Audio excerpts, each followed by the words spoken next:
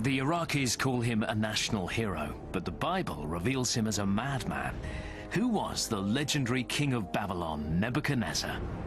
A legend and a mystery rolled into one in Babylon Mystery.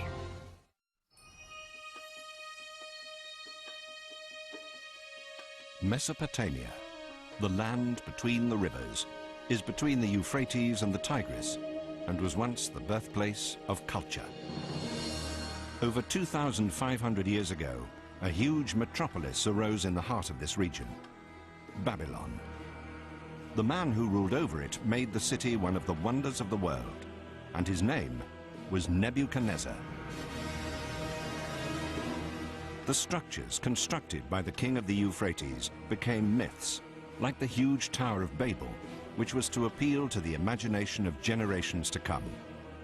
Today, only rubble remains, but modern archaeologists can gain an understanding of the lost world from the remaining fragments. Latest technology preserves the cuneiform signs, the oldest written language, on thousands of ancient tablets, and scientists can now decipher them. The images can bring the lost city of Babylon back to life, and with it comes a far greater understanding of Nebuchadnezzar and of the cosmology of the Babylonians.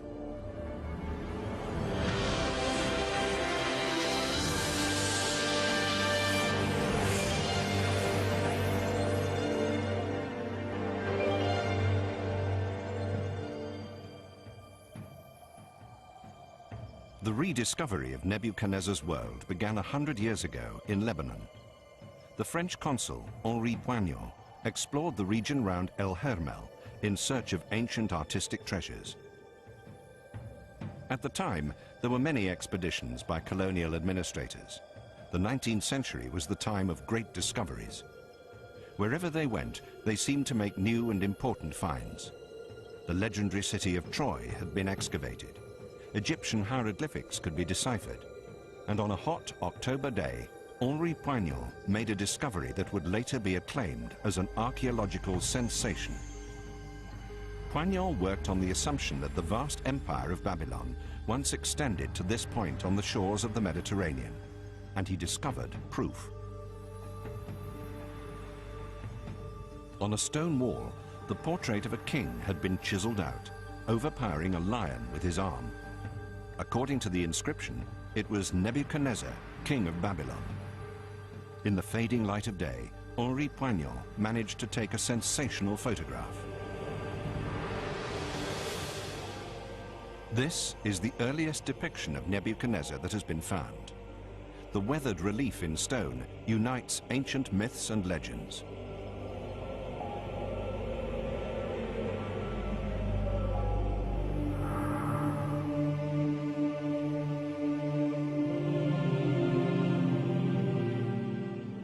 The kingdom ruled by Nebuchadnezzar benefited from the influence of the two great rivers, the Euphrates and the Tigris.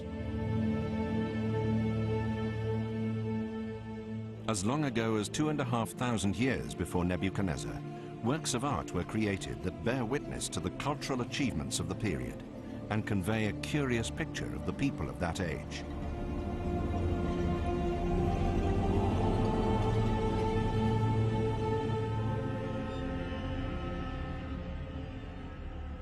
The Sumerian people created an entirely new culture heralded by a revolutionary development. The invention of cuneiform script 3,000 years before Christ and the cultural growth that resulted from the invention of a written language was to reach its pinnacle in Nebuchadnezzar's vast empire of Babylon.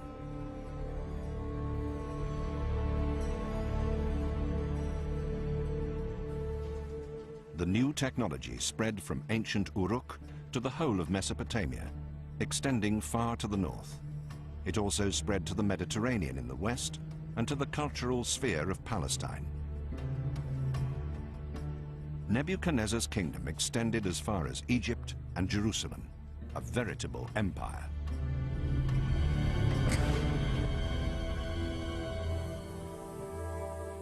Jerusalem, the holy city of David, and ancestral home of all Jews. But 2,600 years ago, it was not the sprawling metropolis that it is today. Protected by the city walls, no more than a few thousand Jews inhabited the small area around the Temple Mount. Nebuchadnezzar was able to breach the stone circle and leveled the holy city. An ancient relief depicts the battle. The Babylonians scaled the walls of the city with the help of fortified towers. The defenders could not match the superior military technology. The invaders had metal armor, stone catapults, and carefully planned strategies. The well-thought-out plans were highly effective, along with the devastating waves of arrows fired by thousands of archers. Nebuchadnezzar used his military might to good effect. Thousands of enemies were mown down, while the survivors were taken to Babylon as prisoners of war. For the Jews, it was a terrible catastrophe, the wrath of God, and Babylon was seen as the hated site of exile, with Babel known as the hotbed of vice.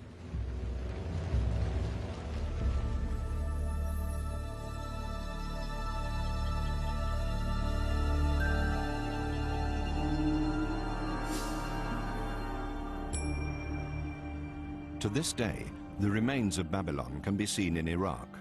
But at the beginning of the 20th century, all that could be seen of the former metropolis were foundation stones and rubble. The buildings, just 20 years old, are mere reconstructions.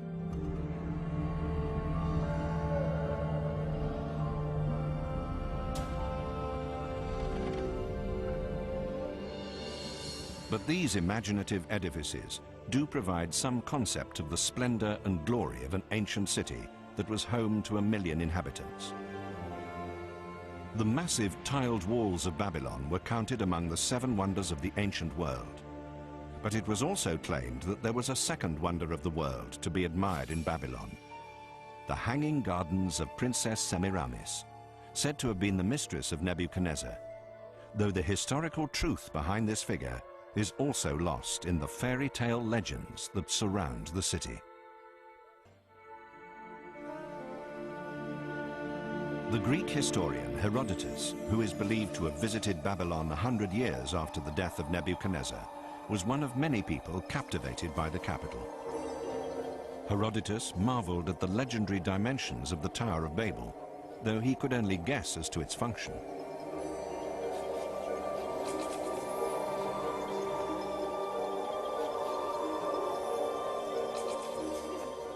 As he tried to describe the sights, he let his imagination run wild as he enthused about the city with streets 16 meters wide, walls 25 meters thick, and an urban area that stretched for 96 kilometers.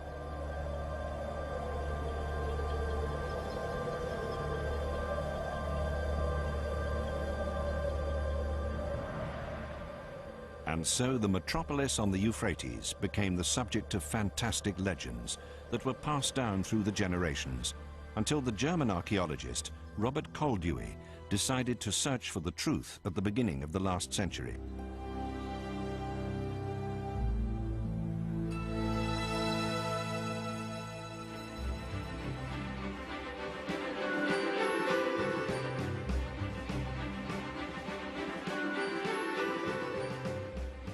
When Koldewey reached the presumed site of the ancient city of Babylon, all that could be seen were piles of rubble covered by the drifting desert sands. But Koldewey was certain that the legendary Babel was buried there. The initial excavations revealed remains of vast city walls and confirmed his belief that only the capital of Babylon could have had such mighty defenses. Koldewey had found the remains of the walls that Herodotus had reported with such admiration, and the Babylonians had insulated the tiled structures against humidity by using bitumen, an amazing technological achievement for the day.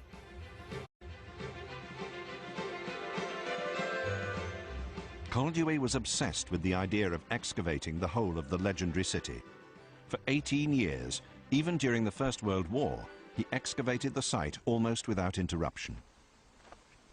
Today, his followers still work with shovels and spades. The excavations that began in Iraq 100 years ago have taken them on an archaeological journey back through time to the Empire of Babylon.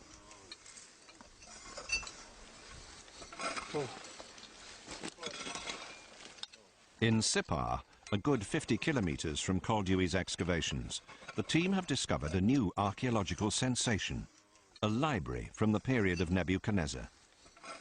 However, the archaeologists aren't looking for works of art or precious metals, but a far more valuable treasure, inscribed tablets. Cuneiform writing thousands of years old, recording the ideas and beliefs of Babylonians in Nebuchadnezzar's day.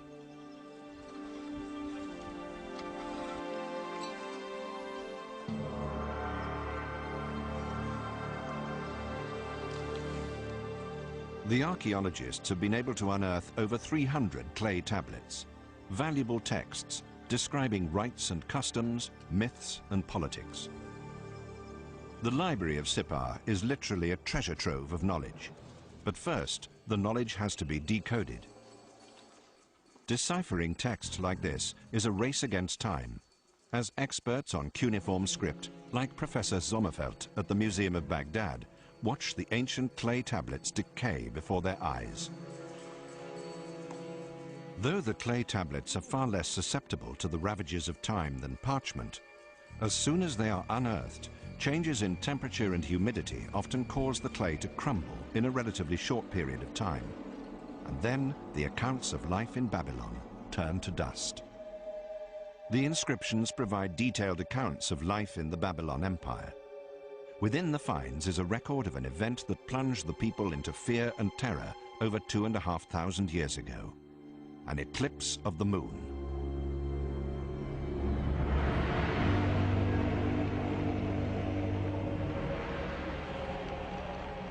The clay tablets tell of the day when the moon disappeared and priests all over the city had to light fires.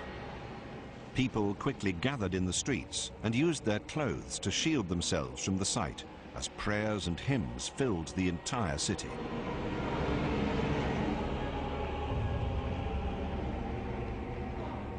The soldiers of the king dipped their hands into dark clay and smeared it over their faces, covering them entirely. Only in this way could the moon, believed by the Babylonians to be a god called Sin, be appeased. Only then would the god be prepared to show his face to mankind once more.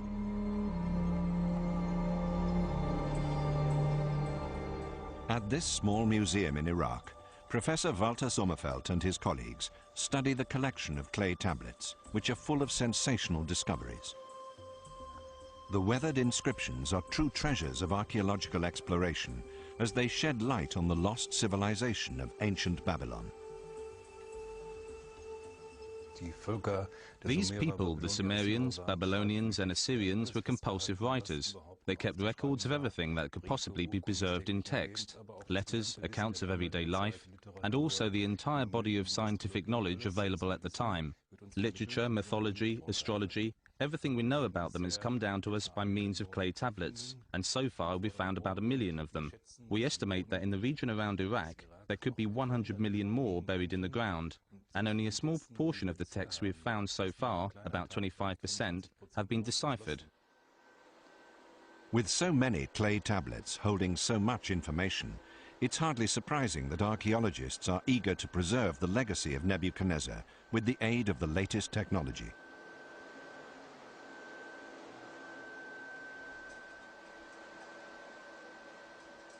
The knowledge of the ancient Orient can now be preserved on glass plates forever. Using a method called holographic photography, a laser beam traces the inscription on the clay tablet.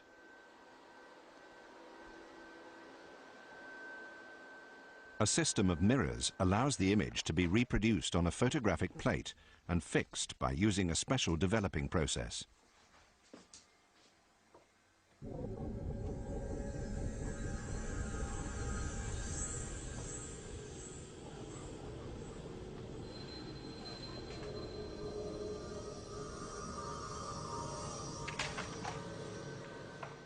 The holographic technology has been developed at the Institute of Physics of the University of Münster.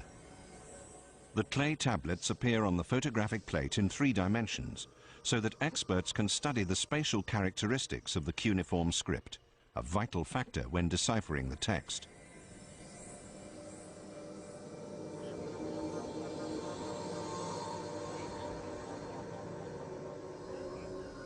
The image resolution of the hologram is so detailed that even individual symbols within the text can be examined under the microscope without damaging the original in any way. And the hologram can also be made available over the internet, so decoding teams can work simultaneously all around the world.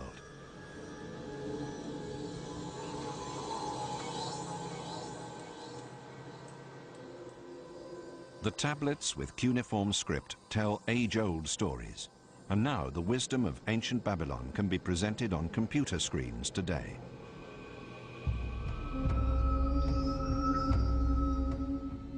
Among them are the accounts of ancient sacrificial rituals that show how far everyday life in Babylon was dominated by strong religious beliefs. The record also proves that the stories of the godless pride shown by the people of Babel as related in the Bible were nothing but hostile propaganda. In the sacrificial ritual, everything was regulated down to the smallest detail.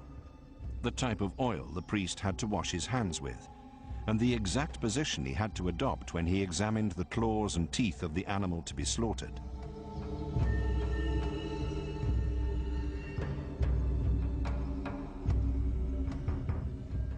The high priest had to place a chain made of red wool and colored stones around his neck when the moon rose.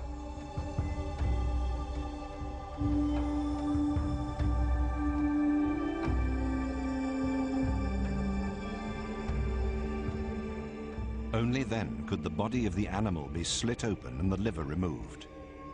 The condition of the organ indicated whether good times or bad were in store for the empire and the king.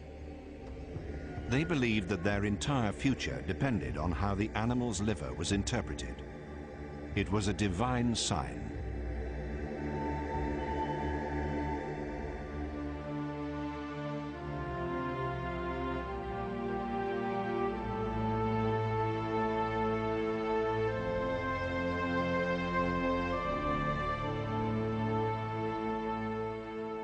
Up to 100 years ago, Carl Dewey wrote that the ancient culture of Babylon was buried under a shroud of drifting sand.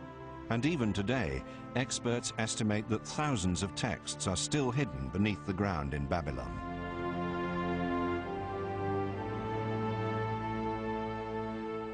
Carl Dewey wrote, "The ruins remind me of the prophet's curse in the Bible, and never more shall Babylon be inhabited, and nobody shall live there again." Did the biblical curse really come true? And could Carl Dewey have guessed that 100 years later, new methods would be developed to shed light on the mystery of Babylon, including rockets?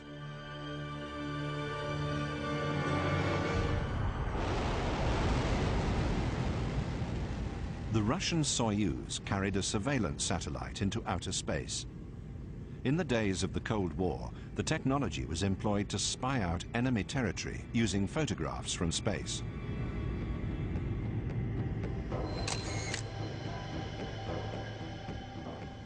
As the shuttle raced back to Earth, there were 150 satellite pictures on board. Among them was one of an area 32 degrees north and 44 degrees east, Iraqi territory. Moscow, Leningrad Prospect 47, formerly the headquarters of Soviet military intelligence.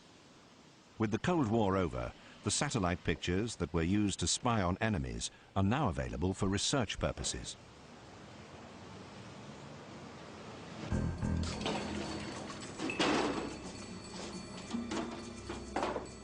The former espionage photographs from outer space are of enormous importance to aerial archaeology. An expert can learn valuable information from these bird's-eye views.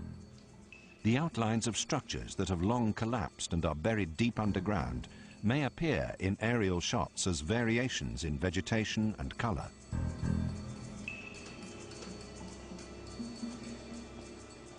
This technology has enabled archaeologists to study a small area that the satellite camera 270 kilometers away picked up: ancient Babylon. As the computer enlarges the image, the entire area of a city that has long since vanished can be seen. In the top left is the modern palace of Saddam Hussein, and to the right, the region excavated by Koldewey. The aerial image shows that only a small area of the ancient city has so far been studied by archaeologists. In fact, Nebuchadnezzar's city extended much further, as this satellite photograph shows. It was over 60 times larger than the reconstruction that can be seen today.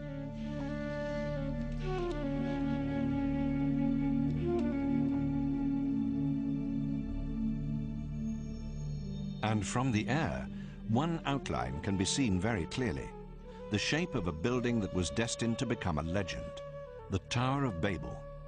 Today, all that can be seen is a pond. The aerial image indicates that the structure was set out on a square base, so all the reconstructions made by medieval painters were simply products of their own imagination. The Tower of Babel was not a round tower, but a square structure rising in stages, probably about 100 meters high. The great structure has appealed to the imagination of people throughout the ages. The Tower of Babel, more than the city itself, became a symbol of the unrestrained arrogance that came before the fall.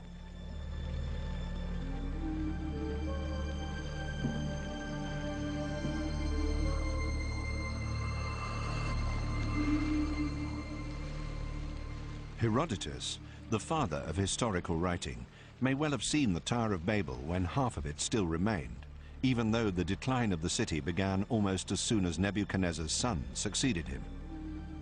At least in his mind's eye, Herodotus would have been able to picture the magnificent scene as the royal procession began to climb the tower, climbing to the blue temple at the summit, the temple of Marduk, god of the city.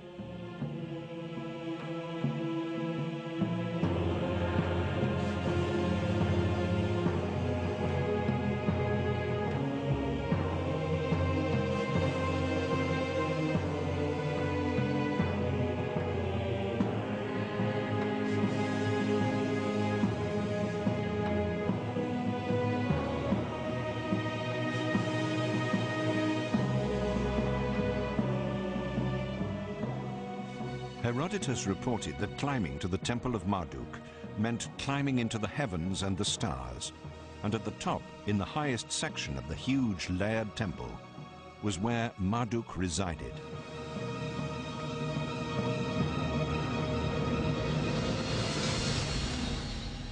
Herodotus let his imagination run away with him and wrote that on a golden bed lies a Babylonian virgin, the consort of the god, and from time to time the god himself appears, Marduk, the divine ruler, the great god of Babylon, the god who knows everything, who sees everything.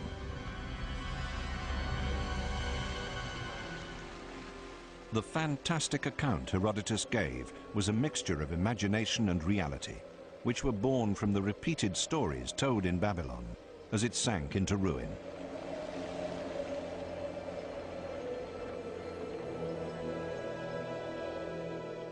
Little remains of the Babylonian temple towers today. They're just rubble. But in Borsippa, which can be seen from Babylon, the giant ruins of another tower reach up into the sky.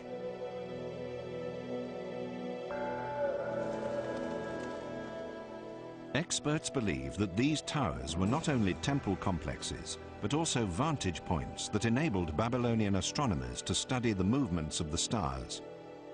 But Nebuchadnezzar and his astronomers were not merely studying natural sciences while gazing into space. They regarded the celestial bodies as gods and believed that the movements of immortal forces in the cosmos above reflected all aspects of reality down on Earth.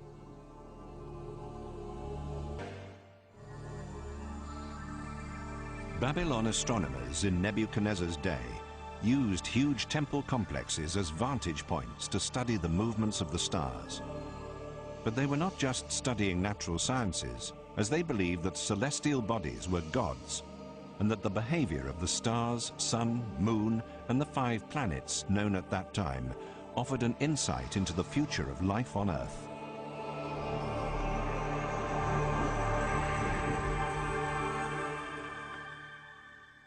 The German Museum in Munich.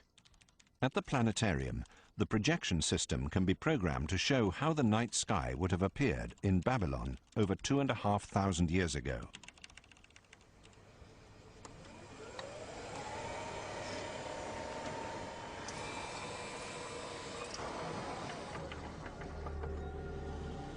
In the artificial sky of the planetarium, thousands of stars appear, as they would have done to Nebuchadnezzar himself.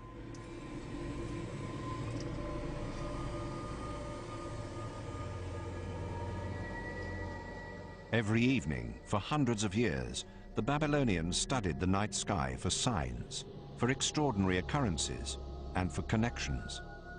Particular stars came to be seen as part of families, like Gemini, the twins at the gateway to heaven. It was believed that Aquarius dictated the course of all waterways on Earth.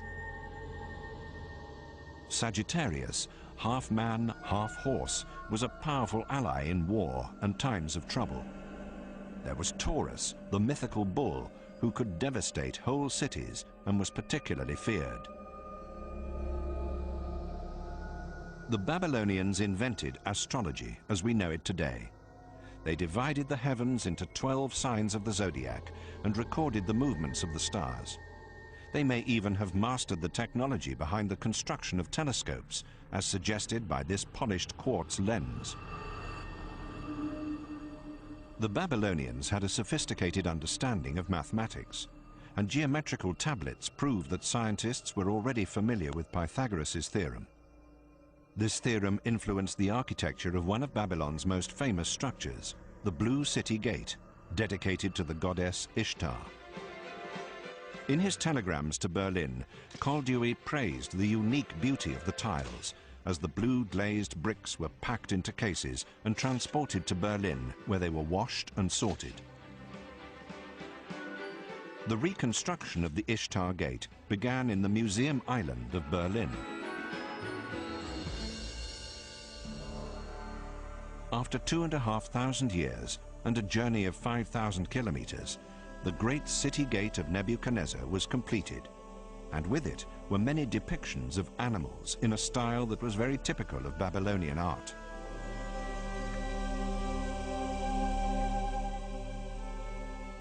The images of animals worshipped by the Babylonians as companions of the gods would have graced the walls of the processional way and guided every visitor into the center of the city.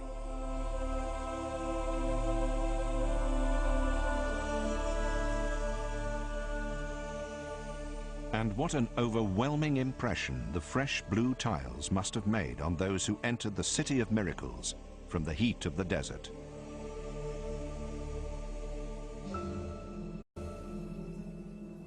The bricks were glazed blue, but how was it possible for such an unusual technique to be developed 2,500 years ago? A chemist, Stefan Fitz, submitted tile fragments from Babylon to spectrum analysis and solved the mystery. Together with ceramic specialist Andreas Fritscher, he uncovered the complex technical process involved. The initial step was very important, as a precise mix of sand and soda derived from vegetable ash had to be followed. The mixture was then fired to create a type of glass that was then used as the basis for the glaze. Today, a computer-controlled kiln is used to achieve the exact temperature of 950 degrees centigrade that is required. How the Babylonians measured and maintained this constant temperature remains a mystery. The glass was then ground into a fine powder for the next stage of the procedure.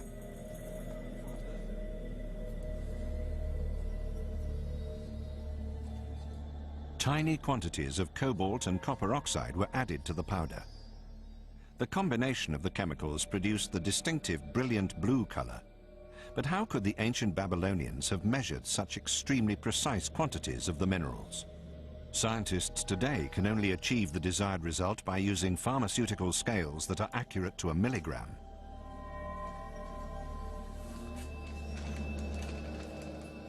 Dr. Stefan Fitz then added distilled water to turn the powder into a creamy liquid, which is the finished glaze. Was die Babylonier gemacht haben bei What the Babylonians achieved in constructing their buildings and decorating them was an enormous technological feat, and that also applies to the glazing they used.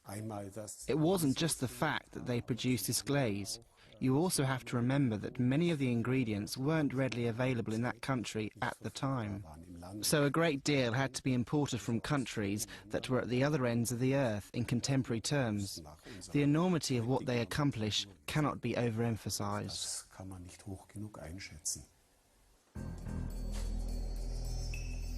The glaze was then painted onto the brick. Finally, the object was fired again, this time for 12 hours at a constant temperature of over 1,000 degrees centigrade.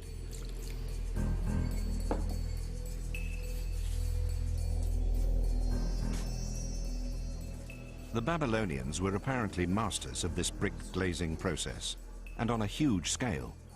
The Ishtar Gate alone was clad in over 20,000 outer bricks. This gave it a brilliant blue sheen, a reflection of the sky above.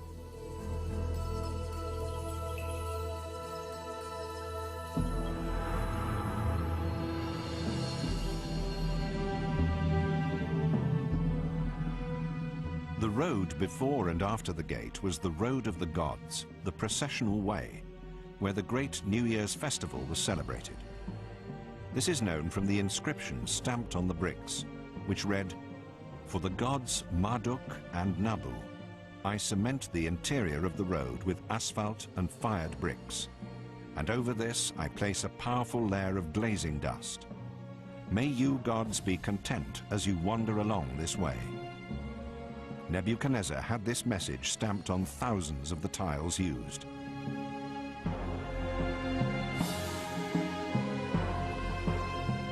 The Tower of Babel, the Ishtar Gate, and the processional way were all works of devotion to the gods.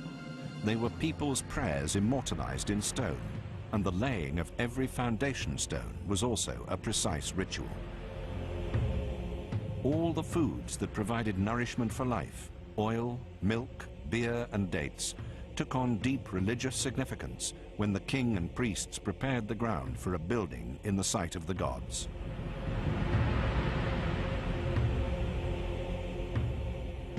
The ancient clay tablets mentioned the complex rituals and described them in great detail.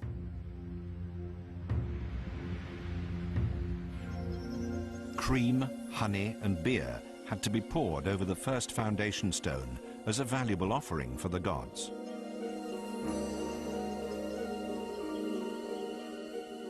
Clay-fired statuettes, envoys of the gods, were placed on the sacred stone, each of them holding a metal shaft in its hand as a symbol of divine power.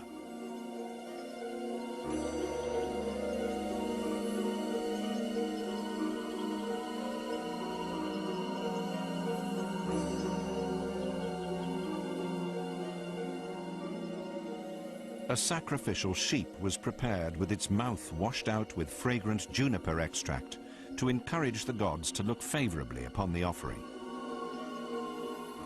White, purified flour, the sacred fruit of the soil, was then sprinkled over the statuettes. This ensured that growth and prosperity would surround the building to be constructed. Then the statuettes were buried in the ground, the place that would soon bear the weight of the new structure. Long after the building itself has collapsed, the statuettes used in the ceremony survive to this day.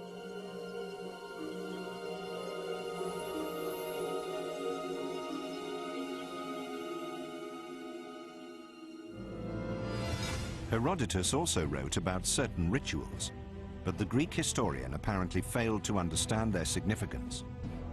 Though it was so long ago, the magical culture of Babylon had collapsed in ruins many years before he journeyed to the city.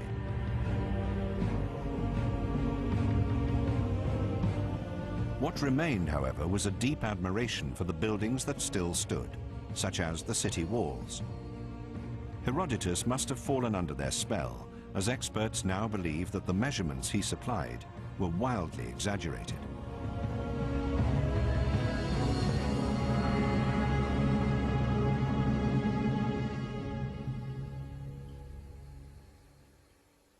Scientists are now adopting new methods to test their theory. In this laboratory, the seventh wonder of the world is recreated, the walls of Babylon, on a scale of 1 to 100. Laser cutters make it possible to punch out holes 1,000 at a time and precisely trace the surface profile of the tiled brick walls connecting them. Never before has Babylon been recreated with the help of such modern technology.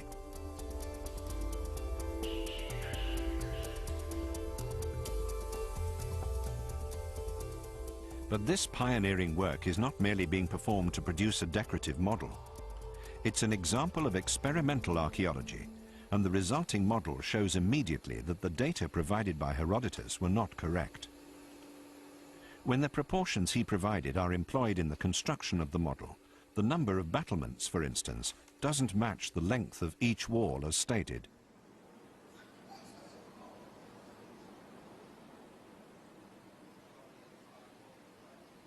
The city walls didn't stretch for 96 kilometers, as Herodotus said, but only for about 19, and apart from the major structures, the brick houses of the metropolis were only 1 or 2 stories high.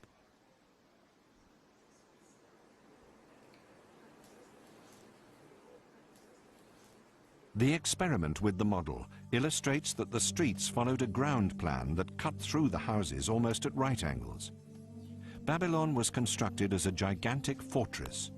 There was a 12-meter-high double wall surrounding the entire urban area. Professor Prommer and model maker Bernd Kammermeier are convinced that with the military technology available at the time, the city would have been invincible. The Babylonians, in their modest houses, would have had a feeling of absolute security and an equally powerful sense of pride in their city.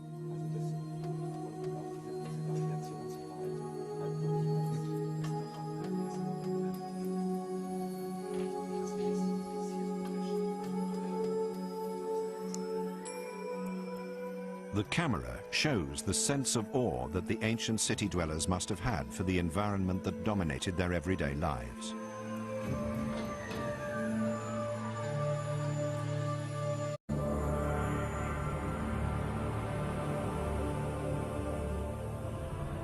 "2,500 years ago, there was nothing in the world to compare with this picture. At the time, Rome was still a village of mud huts. Constantinople didn't exist, and it would be over 2,000 years before the first house was constructed in New York. Nebuchadnezzar proudly stated, "That which no former king has done, I have achieved."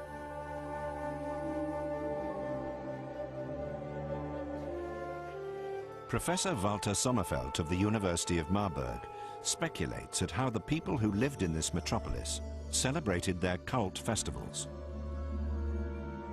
Man muss sich ein Fest so vorstellen, dass im Mittelpunkt die sehr eindrucksvollen Götterbilder standen. You have to imagine a festival with an extremely impressive statue of a god in a central position.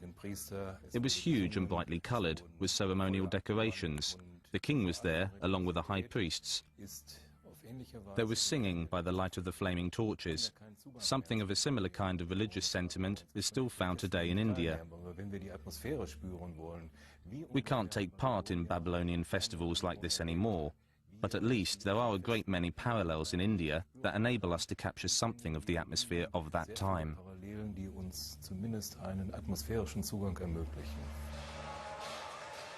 The great processional way in Babylon may have resembled this. There are considerable parallels between the religious festivals celebrated each year by the people of Puri in eastern India and Nebuchadnezzar's Great New Year's Festival, an ancient religious tradition that perhaps spread from Babylon to India, or the other way round.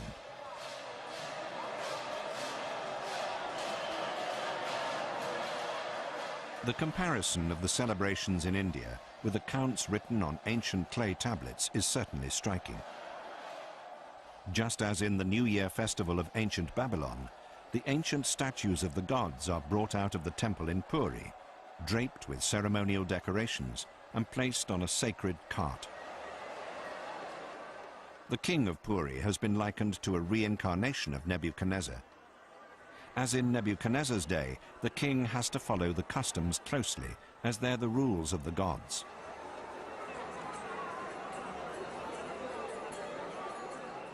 Just as Nebuchadnezzar once did, he has to clean the cart in a ritual gesture. This religious ceremony serves to legitimize his rule and to renew the bond between king, God, and the people. The entire population is caught up in the euphoric ritual.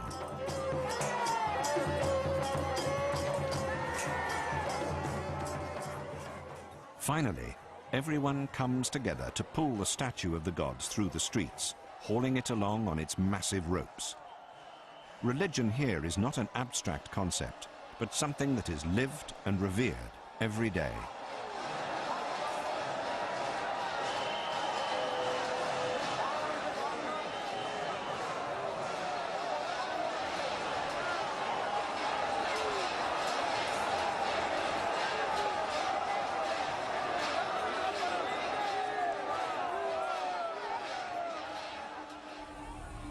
The hectic bustle of the carnival route in Puri is a modern reflection of the ancient rituals 2,500 years ago in Babylon.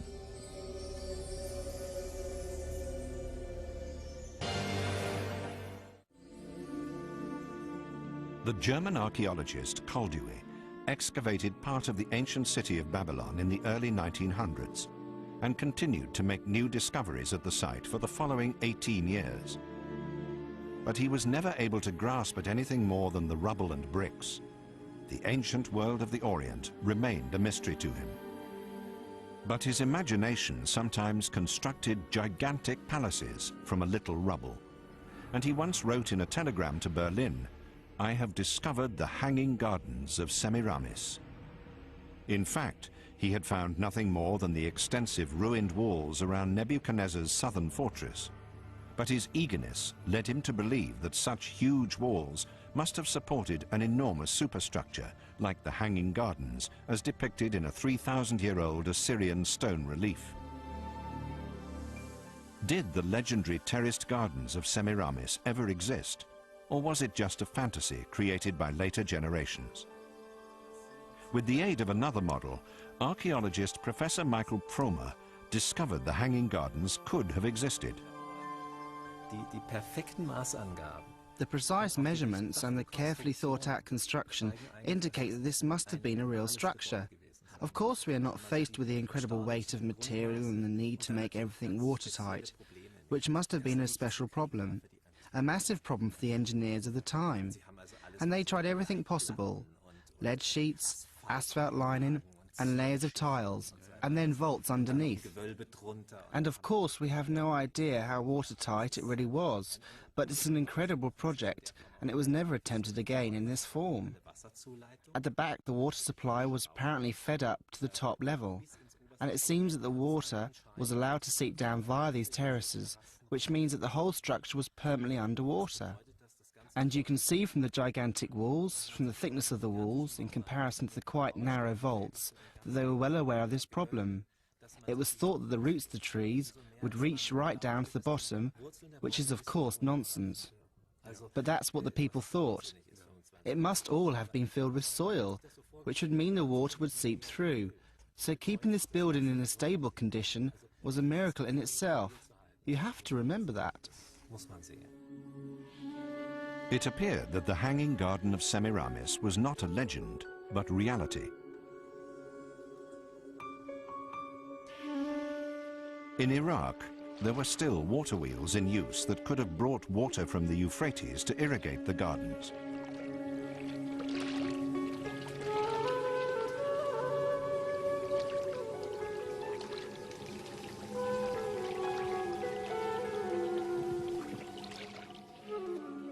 A park area of this kind must have been the crowning glory of a city like Babylon. A feature of immense prestige that may well have attracted even more admiration in the blistering heat of the Orient than the Tower of Babel, standing 100 meters high. But the figure of Princess Semiramis, with whom Nebuchadnezzar is said to have fallen in love, does not stand up to historical examination. She was just a legend.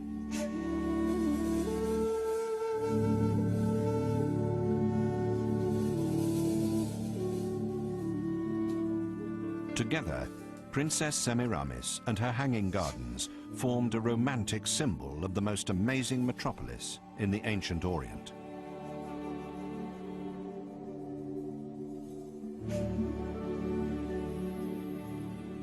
Ancient Babylon was a dream city of international fame and the gateway of the gods. But it was a dream that collapsed with astonishing speed. It is perhaps the greatest tragedy that the immensely powerful city walls never really had to defend Babylon against an enemy.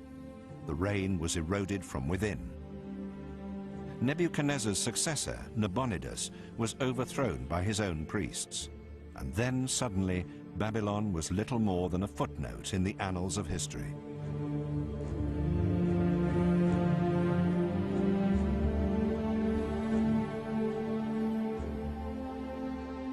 In the end, the Bible seems to have been correct when it made the terrible prophecy, "The city shall be rotten and destroyed for all time, and never more shall Babylon be inhabited, and nobody shall live there again, neither people nor cattle, forevermore."